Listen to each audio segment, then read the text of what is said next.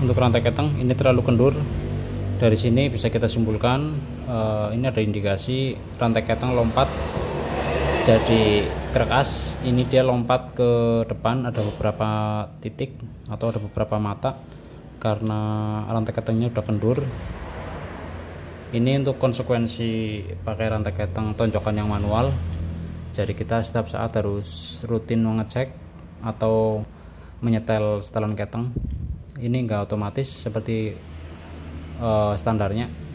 Jadi ketika kita teledor atau telat pengecekan pada rantai keteng, ini rantai keteng bisa lompat seperti ini kasusnya. Topnya ini geser. Assalamualaikum warahmatullahi wabarakatuh. Berjumpa kembali di channel kami Asian Project.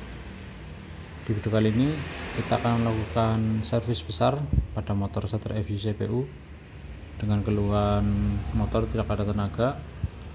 Lalu pada knalpot ini keluar asap putih, indikasi bisa dari seal clamp, ada kebocoran dari seal clamp. Lalu bisa juga ada kebocoran dari piston dan ring piston. Nanti mesin kita bongkar, blok dan head, kita cek daleman, lalu kita servis besar seperti skir clamp dan pergantian seal clamp.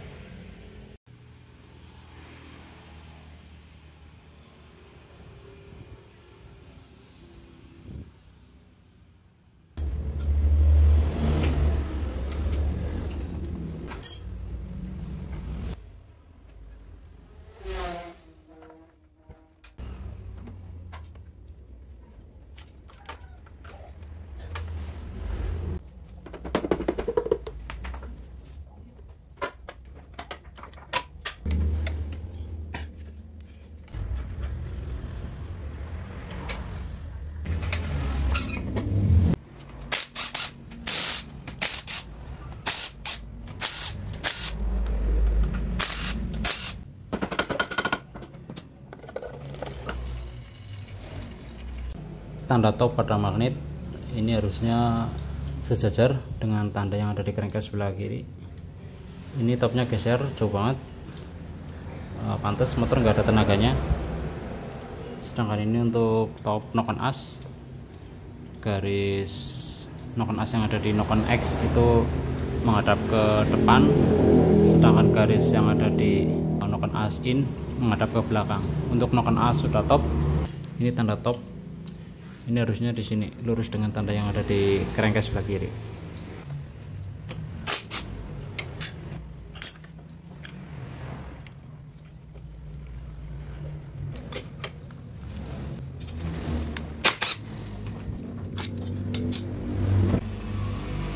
Untuk rantai keteng ini terlalu kendur.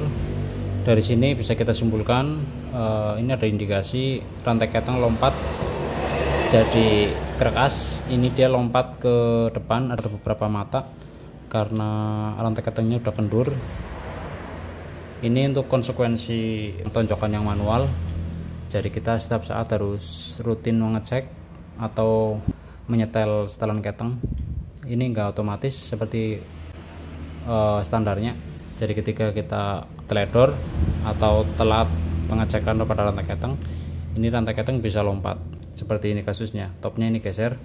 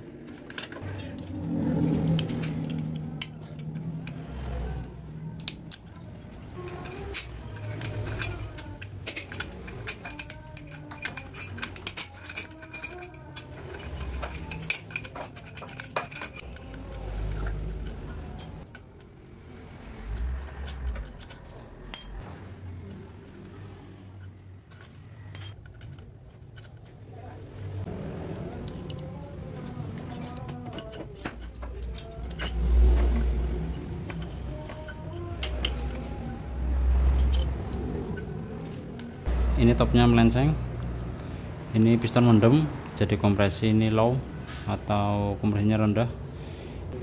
Lalu efek dari titik top yang nggak pas, ini piston mendem, untuk kompresinya turun. Timing pembakaran ini juga nggak tepat, jadi ini motor loyo.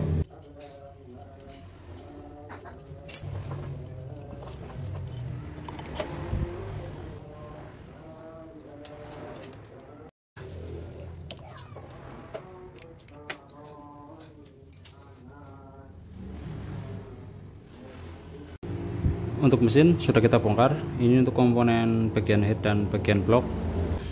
Kita cek dari atas, mulai dari cangkang noken as. Ini untuk cangkang noken as in. Untuk kondisinya masih bagus, nggak ada yang aus. Cangkang noken as X, kondisinya juga lumayan bagus. Ini untuk cangkang noken as kecil. Ini X masih bagus, in juga masih bagus. Ini untuk noken as X, kondisinya masih bagus, belum ada aus. Untuk dekompresi ini udah dilepas. Ini untuk noken as in, kondisinya juga masih bagus. Lalu rumah noken as yang ada di head. Untuk in, kondisinya juga masih bagus. Lalu untuk X, kondisinya juga masih bagus. Ini untuk lap, ini sepertinya ada kebocoran oli. Di sini basah, ini basah oli. Solusi klep kita lepas, lalu kita sekir untuk keempatnya, lalu seal klep kita ganti dengan original SGP. Untuk kebocoran oli mesin juga bisa dari seal klep, karena seal klepnya sudah keras. Oli mesin lewat sela-sela pada batang klep. Untuk silinder blok ini masih original, belum tanam liner, jadi ini nggak bisa di quarter atau di oversize. Untuk blok di sini nggak ada keausan seperti baret, tetapi kalau kita amati di sini ada keausan secara merata. Untuk bagian bibir blok di sini yang nggak terkena ring piston. Di sini ada beda ketinggian antara liner pada bagian bawah dan liner pada bagian atas atau pada bibir blok. Ini yang nggak terkena ring. Di sini ada perbedaan ketinggian. Kalau diraba, nah ini udah aus liner, cuma ausnya ini secara merata. Kalau untuk secara kasat mata ini nggak kelihatan, tapi kalau ketika diraba, ini ada perbedaan ketinggian. Untuk kondisi yang masih sehat, harusnya bibir blok ini permukaannya rata sampai bawah, sedangkan ini ada keausan. Ini juga menyebabkan oli mesin berkurang karena mesin jadi berasap. Ada kebocoran oli lewat sela-sela ring piston. Jadi walaupun kita ganti ring piston dengan yang baru, ini nggak bakal awet karena keausan ada pada liner. Ketika ring piston dipasang, di sini ada celah. Harusnya gap ring atau celah ring ini sekitar 0,20. Ini terlalu lebar, jadi ini menyebabkan kebocoran oli pada ruang bakar. Solusinya ada dua. Yang pertama kita ganti satu unit blok seperti ini, karena ini didesain nggak bisa di oversize atau di quarter, karena Suzuki menyematkan teknologi scam. Ini seperti teknologi dihasil pada motor Yamaha. Atau opsi yang kedua, kita bisa tanam liner atau istilahnya overboss. Di sini kita tanam liner baja, itu untuk solusi menghemat ketika kita harus mengganti satu unit blok seperti ini. Untuk harga silinder blok ini kisaran 900 sampai 1 jutaan original SGP. Sedangkan untuk tanam liner untuk biaya mungkin kisaran 250 sampai 300 ribu. Lalu untuk rantai keteng nanti kita ganti dengan original baru SGP. Untuk rantai keteng juga ada dua pilihan, teman-teman bisa memilih SGP Indonesia. Untuk harga rantai keteng ini kisaran 125 sampai 150 ribu original Suzuki Indonesia. Lalu yang kedua rantai keteng import yaitu SGP Thailand, itu kepunyaan FVCPU. Untuk harga kisaran 225 sampai 250 original Suzuki Thailand. Kalau FVCPU ini pakai rantai keteng SGP Indonesia, ini istilahnya downgrade, tapi nggak masalah, asalkan partnya original itu sudah cukup daripada kita pakai yang KW. Untuk setelan keteng ini nanti kita ganti karena ini tipenya manual.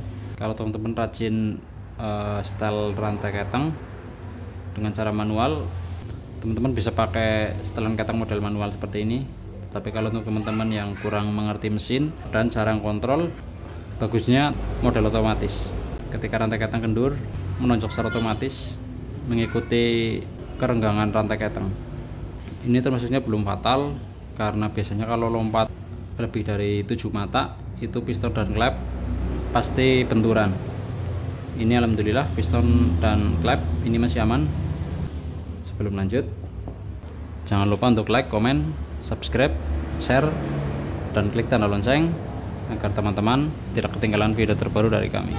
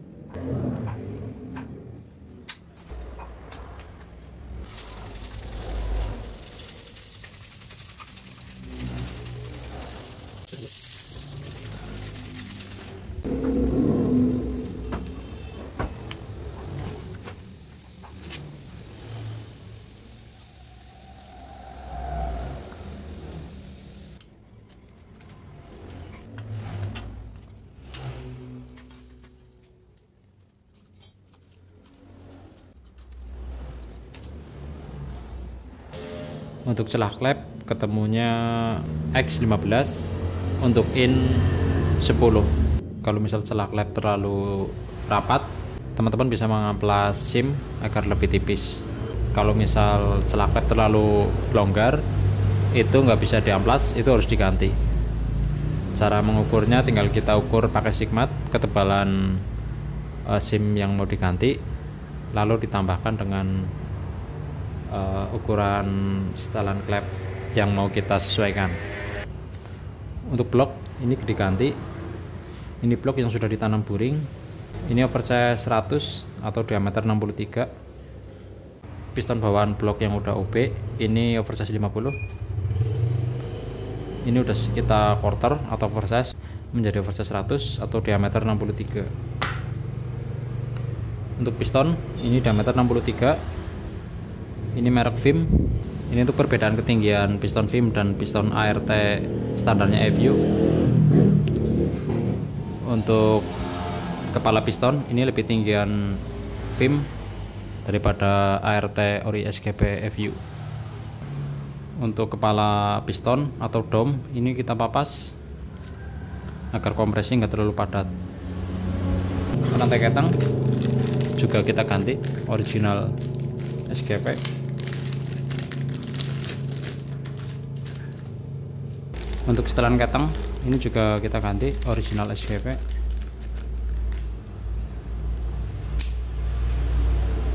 Filter oli juga kita ganti.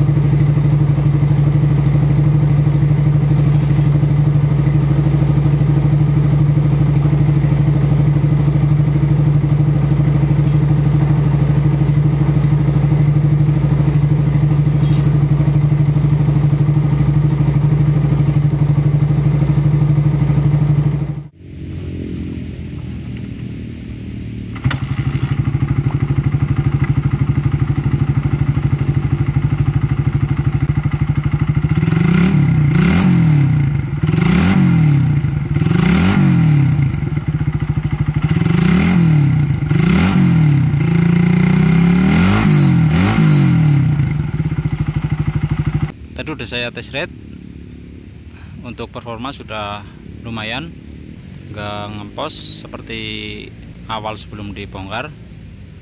Untuk mesin juga lumayan halus. Karena celah klep saya setel di ukuran 10 untuk in dan 15 untuk X. Besok tinggal kita permajaan pada bagian kopling karena tenaganya sudah normal, jadi kampas kopling ini terasa selip. Insya Allah besok ganti kampas kopling sekalian ganti per kopling. Kalau ada budget lebih, nanti plat kopling juga sekalian diganti dengan plat totol kepunyaan Suzuki RGR atau Suzuki TS. Sekian dari saya, semoga video ini bermanfaat. Bila ada pertanyaan dari teman-teman, silahkan ketik di kolom komentar. Jangan lupa untuk like, komen, subscribe, share, dan klik tanda lonceng agar tidak ketinggalan video terbaru dari kami. Sekian, wassalamualaikum warahmatullahi wabarakatuh.